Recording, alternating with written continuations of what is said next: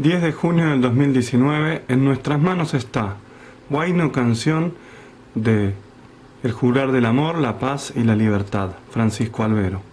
La menor.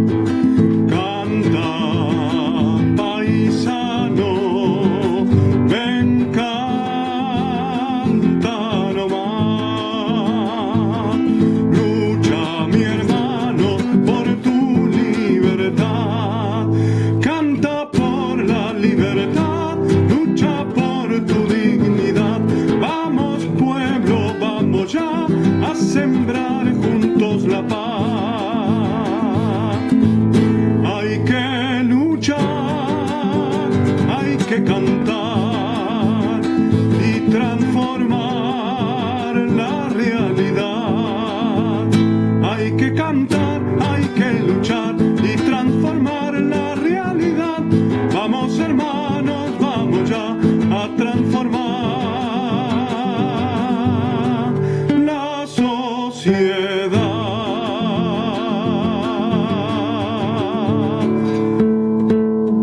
en nuestras manos está.